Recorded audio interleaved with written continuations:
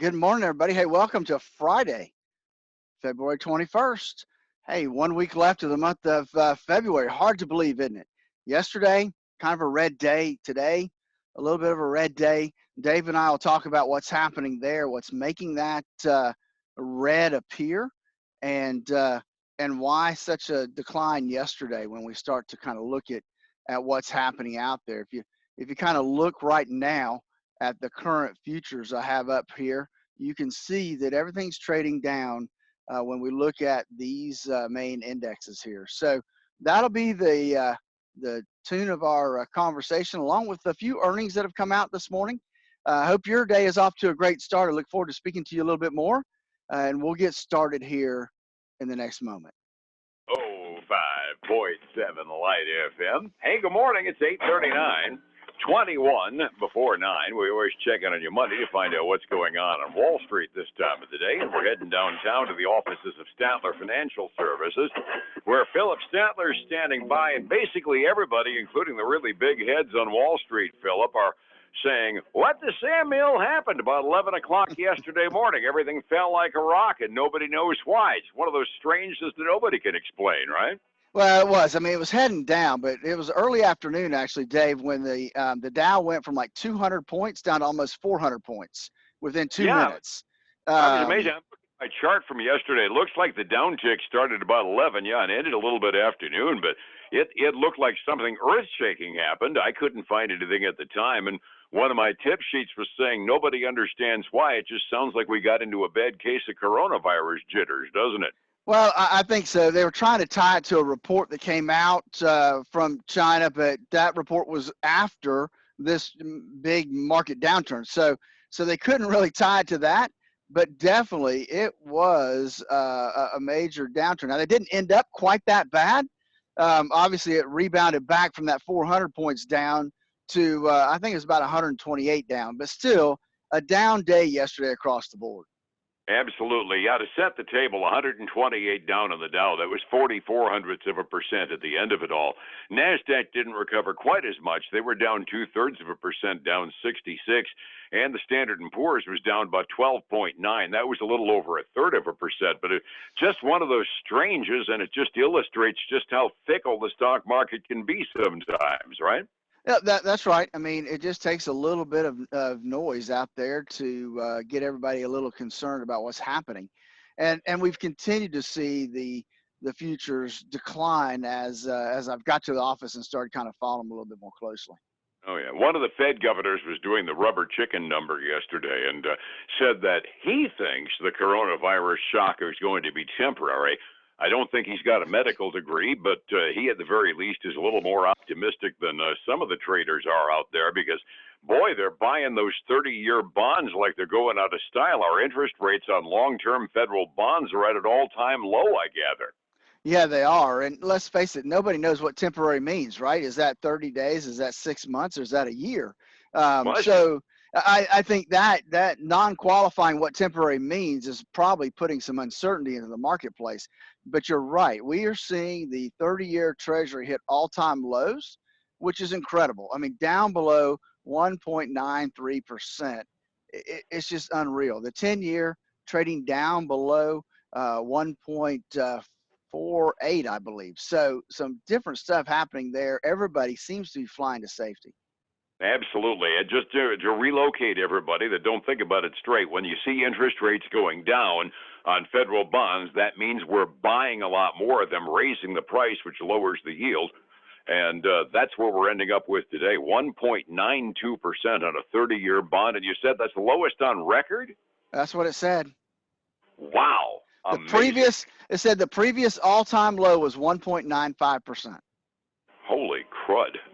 No, there's a sense of perspective, lowest in history.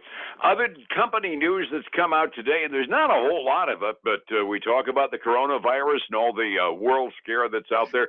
Coca-Cola issued a little bit of guidance saying that it could cost them a couple of pennies a share too, I gather. Yeah, it did. They said that that's what they expect the coronavirus to cost them. In the current quarter, it was a penny to 2 cents a share. But it still expects to be able to get its full year earnings target that it's laid out for themselves. Sounds like So they define quarterly as temporarily for their purposes. yeah, I think so. But on the other note, we've got one of those big Midwest companies that's really relies on construction and agricultural, and that's John Deere. Yes. Um, How did they do? they did really, really well. Um, they came in at $1.63 a share. They were expected to come in at a buck 25, so really good. Revenue exceeded forecast. Deere said, they're seeing some signs of stabilization. In the past couple years, we've seen some ups and downs when it comes to Deere, and so to have them say that they see some stabilization, I think that's probably a good thing for them. They're being rewarded today, up 6.4% this morning. Yeah, they're definitely in John Deere green today in territory-wise. That's good to hear too, because I know that the Midwestern farmer has had his share of challenges over the tariff war that we have with China, and the fact that China was boycotting our ag products. Good sign to know they're still selling stuff from John Deere. Yep, it is. And so let's take another step towards Dropbox. That's one of those places in the sky that you park stuff and they hold it for you. Hmm. They beat by 2 cents a share. Revenue was better than expected also. They are two things are helping them today. They are raising their profit margin outlook. They're going to make more for the money that they're getting. And secondly, they announced a $600 million share buyback program. They're going to be buying their own shares back. That always will help a stock. They're up almost 13% this morning. Cool. You got a lot of green ink to tell us about this morning. Oh, yeah, but I got a little bit of red too, just to. Uh-oh. So, First Solar, obviously, they produce solar panels and that type of stuff. They missed by about 70 cents a share. The revenue also came in below expectations, a lot weaker than expected guidance for this current quarter, and they're trading down almost 11% this morning. Okay. Give me some other bad news since we're on that topic to begin with. So we've got Fitbit. Fitbit, Uh-oh. yeah, Fitbit came in and they had an unexpected loss of 12 cents a share. They were expected to make a profit of 3 cents a share. So that's a 15-cent swing, a pretty big deal. Revenue is also below forecast. It sold more devices, but at a lower price point, which is not a good thing. I was wondering, because it seems like everybody I know is either buying an Apple Watch or a Fitbit these days. I was trying to figure out how you could not make money like that. Exactly. So they're trading down 1.4%. And, they're a pretty low price stock. They're right now, it looks like they'd open up at $6.35. So not a lot to really look at there. I've got two more. No, I'm sorry, got one more. I've got Texas Roadhouse, the restaurant, right? Yes. They had a pretty good quarter. They beat estimates by 9 cents a share. The restaurant chain beat forecast when it came to revenue. Same store restaurant sales were up 4.4%, which was better than expected. And they're increasing their dividend by 20%. Good things happening there. They're up 10% this morning. Cool. I'm always And happy to see. Yes. I'm and a sorry. new 52-week high at $73 a share right now. Take that happily. Like I said, I'm always happy to see a discretionary income company doing well, because that tends to augur well in a consumer-driven economy. Resetting the table this morning, it was a red day on Wall Street for reasons nobody, including the real super pros up in New York, could figure out, but we were off between a half and a third of and 2/3% of the major indexes yesterday. Looking at it, and kind of were teased it earlier, it looks like we're going to continue a little bit of red this morning, 45 minutes early. Am I guessing right, Phillip? Yes, sir. You sure are, Dave. We've got the Dow down 0.4%, $117. We got the S&P 500 down a little over 0.4%, down 14, and we've got the Nasdaq down about 0.4, also $38. So everything is heading down by a little less than 0.5%, except for, as we would expect, gold and silver both heading up substantially this morning. We've got silver up 1.25% to $18.54 an ounce, and we've got gold up 1.7% this morning, $1,647 an ounce. And then the one you and I really like, crude oil heading down 1.8% to $52.90 a barrel. Oh, cool. Your updated numbers are even farther up than mine, so that means it's a pretty accelerated pace downward, too. That's good to hear.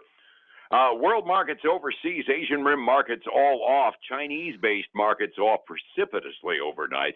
Europe following suit with a modest off day on all the markets over there halfway through their day. And as we mentioned, the interest rates are going down. That 30-year rate down a full 10 basis points. 10-year interest rates are down by like 8 basis points. I expect it probably is going to indicate some interesting mortgage moves next week, wouldn't you guess?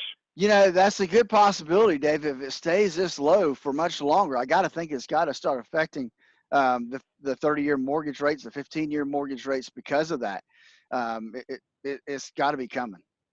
Understood. When the markets are moving in a fashion that even the experts can't figure out, it becomes kind of a poster child reason for your services, Philip, getting that stability into one's retirement account and making sure that in the danger zone, I'm safe. How do I find you for an appointment? Absolutely, Dave. Give us a call at 863-382-0037, and let's process you through our financial x-ray and x-ray your current portfolio to make sure it doesn't have more risk than what you think it does. And then catch us every weekend for the Statler Financial Radio Show, 6 a.m. for you early risers, noon for everybody else on Saturdays, and 10 a.m. Sunday mornings on News Talk, 7:30 a.m. All righty, get back here again on Monday morning on Light FM. Philip, thank you so much. You have a marvelous weekend, all right? All right, you too, and I'll talk to you on Monday. Thank you, sir. It's 105.7 Light FM and Statler Financial Services, Phillip Statler. Hey, folks, I want to thank you for joining us today. I hope that we were able to give you some good information that you can take and use. Hey, look, if you don't know how much risk you have in your portfolio, please walk through our financial x-ray to make sure you are where you think you are. 863-382-0037. Do it right now. Have a great weekend, and I look forward to speaking to you again on Monday.